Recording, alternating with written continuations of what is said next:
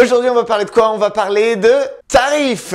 Comment fixer ses tarifs de coaching? C'est toujours la grande question qu'on se pose quand on veut devenir coach. Et quand on vient de le devenir, qu'on vient de se former, on se dit, mais au fait, ça vaut combien? C'est assez étrange les tarifs de coaching parce que ça peut commencer de 20 € de l'heure quand on est vraiment des gens qui sortent de l'école et qui ont des choses à se prouver, des choses à mettre en pratique, à appliquer. Et puis, ça peut aller jusqu'à the sky is the limit, 1 million, 10 millions, bref.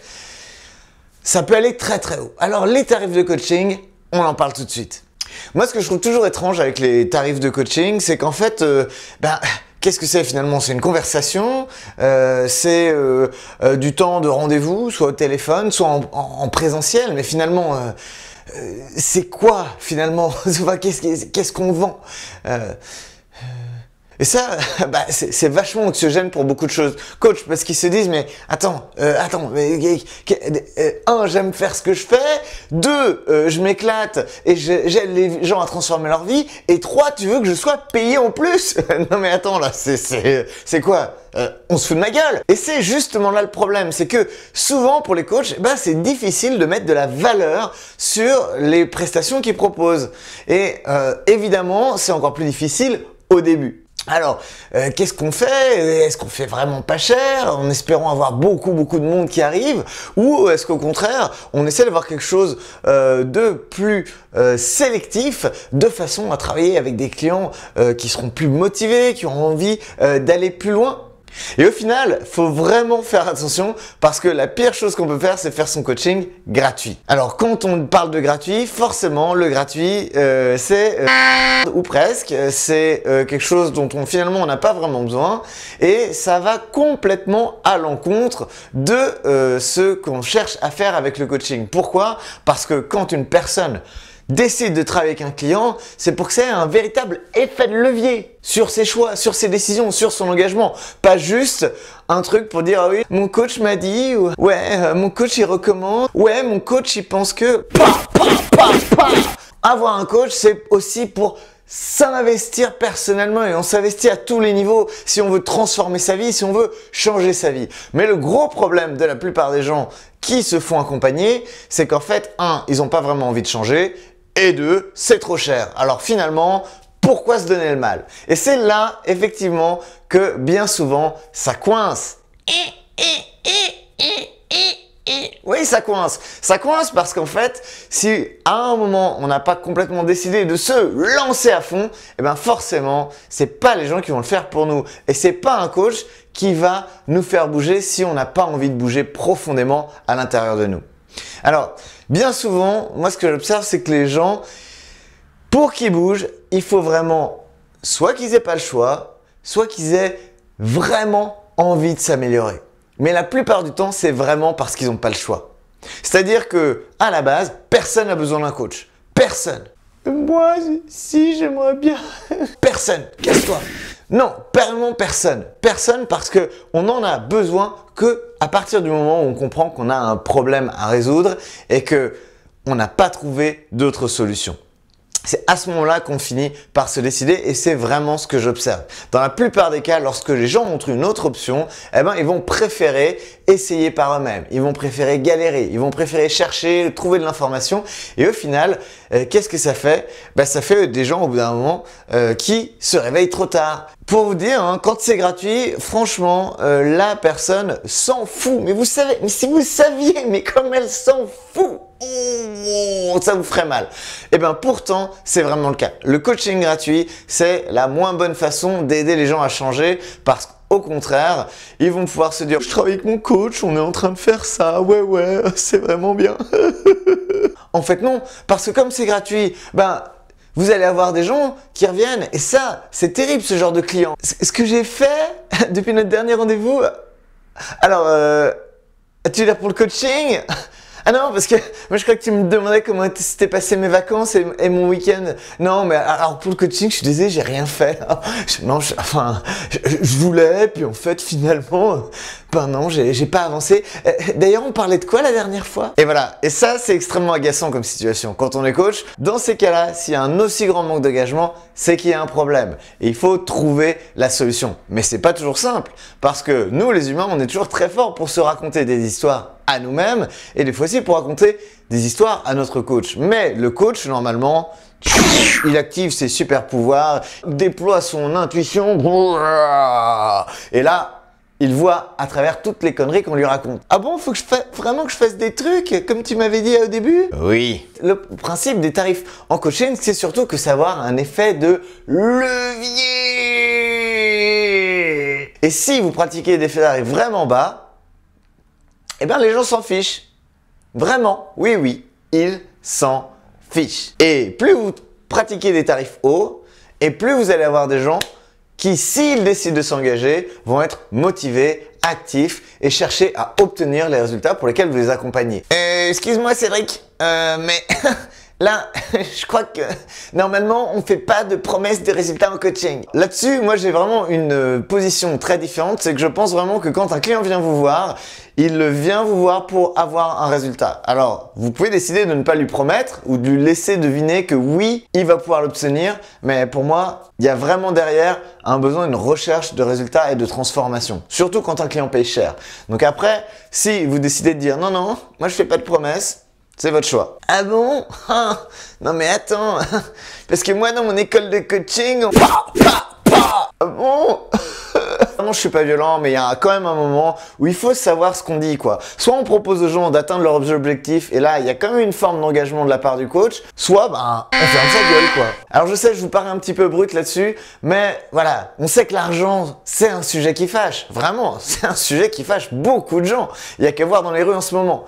C'est pour ça que c'est important de savoir clairement avec qui on veut travailler et qu'est-ce qu'on propose à ces gens. Parce que si on leur propose rien du tout et que quand ils viennent, ils repartent en ayant fait des petits exercices, vous savez, des petites activités, des petites choses, mais qu'au final, ils n'ont pas senti qu'ils avaient touché du doigt quelque chose d'important et qu'ils allaient pouvoir le transformer, alors là, pour moi, on passe à côté de quelque chose. Alors, ce qui est flippant avec les tarifs de coaching, c'est qu'en fait, quand on est client, on ne sait jamais à quelle sauce on va se faire manger. Arrive le moment où le coach va nous annoncer son tarif. Et là, il y a un peu deux situations qui se passent.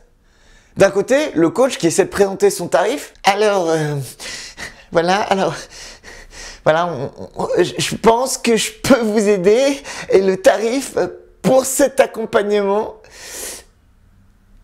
est de 45 € TTC de l'heure sans engagement. Ça passe? Yes! Ouais! De l'autre, on va avoir le client. Il attend le tarif, mais il sait pas à quelle sauce il va être mangé. Alors, ça coûterait combien pour être accompagné? Alors j'en prendrai 10 palettes. Ouais, allez-y, 10 palettes, merci. Donc voilà, c'est toujours une question de qu'est-ce qu'on attend, qu'est-ce qu'on vient chercher et puis qu'est-ce qu'on peut proposer. Il faut vraiment qu'il y ait une adéquation et ça, c'est pas toujours simple à trouver. Pas du tout. C'est pas du tout simple. Le problème, quand on est coach, c'est qu'au niveau de ces tarifs, on ne sait jamais vraiment à quel niveau il faut les fixer. Est-ce qu'il faut se fixer sur les tarifs de la médecine générale? Est-ce qu'il faut les fixer sur le tarif de la thérapie? Qu'est-ce qu'il faut faire exactement? Eh bien, en fait, moi je crois qu'il n'y a pas vraiment de réponse. Pourquoi tu nous fais une vidéo alors? En fait, il n'y a pas de réponse unique. Et c'est ça, souvent quand on cherche de l'information sur YouTube, en général, on espère avoir une réponse ferme, claire et définitive qui nous permet de savoir une fois pour toutes combien coûte le coaching, point barre. Mais en fait, c'est pas comme ça que ça se passe. Yeah. Je sais. Non, ça se passe pas comme ça. Pourquoi? Tout simplement parce que le coaching n'est pas une profession réglementée. Alors, il existe des certifications qui ont été mises en place, reconnues par l'État sur des niveaux de compétences en coaching, des niveaux de certification, mais en réalité, ce n'est pas un métier qui est reconnu par l'État. C'est pas comme kiné, médecin ou autre. Et c'est vrai que du coup, beaucoup de coachs sont déçus. Certains coachs voudraient voir le coaching obligatoire. Bon, allez, c'est parti pour 1 heure de coaching. Ok? Non? Pas ok? Bah si, tu vas le faire quand même, parce que le coaching maintenant, c'est obligatoire. Et en fait, bah non, c'est pas réglementé. Et comme c'est pas réglementé, on peut choisir les tarifs que l'on veut. L'important étant évidemment que la promesse de résultat qu'on propose à ses clients soit en cohérence avec les tarifs qu'ils vont payer et bien sûr en cohérence avec les moyens qu'ils sont prêts à investir. Mais du coup, eh bien, le coaching ne peut pas non plus être remboursé, n'est pas déductible des impôts. Bref, voilà, il est non réglementé. Non réglementé. Et ça, c'est plutôt une bonne nouvelle.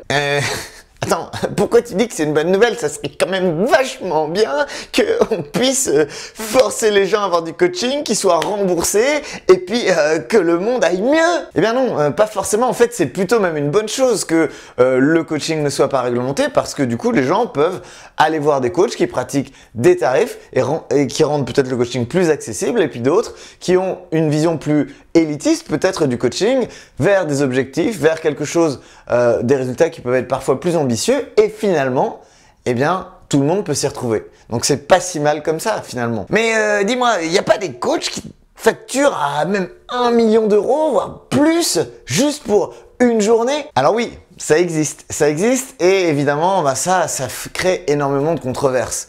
Mais finalement, est-ce que quelque chose est cher de manière absolue? Quelque chose est cher en général par rapport à la valeur qu'elle amène. Alors finalement, si un coach facture 1 million d'euros pour une journée de conseil, mais que cette journée va apporter une démultiplication du chiffre d'affaires pour les dirigeants de l'entreprise et qu'ils ont les moyens de payer, pourquoi est-ce qu'ils s'en priveraient si c'est un investissement pertinent? Évidemment, proposer du coaching à 10 000 euros la séance à des étudiants, et ça va coincer.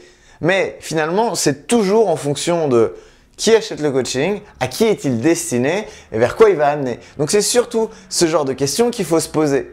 Donc c'est pas la peine de chercher une grille tarifaire des tarifs en coaching parce que finalement,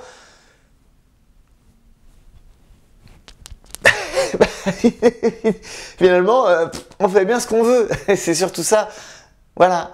Bah oui, on fait ce qu'on veut. Les tarifs en coaching, finalement, c'est un peu le bazar. Eh oui, c'est complètement le bazar. En fait, c'est du grand n'importe quoi. Non, pas complètement. Mais il faut faire usage de son bon sens. Parce que, comme on a pu le voir des fois dans certaines émissions de reportage et d'enquête, le coaching, la formation, bah, des fois, il y a des abus. Il y a des choses qui partent dans des directions un peu spéciales. Et évidemment, eh bien, il faut utiliser toujours son bon sens quand on choisit son coach et quand on compare et qu'on se pose la question de est-ce qu'il faut travailler à ce tarif-là avec ce coach ou pas. La question est toujours qu'est-ce qu'il nous propose de réaliser et de transformer dans notre vie et combien ça vaut pour nous. Bon, d'accord.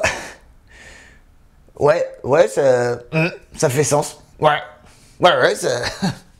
Ouais. Donc, les tarifs en coaching. Eh bien, bonne question. Qu'est-ce qu'on fait? Dites-moi dans les commentaires, abonnez-vous. On se retrouve à très bientôt pour une prochaine vidéo. Salut! Salut!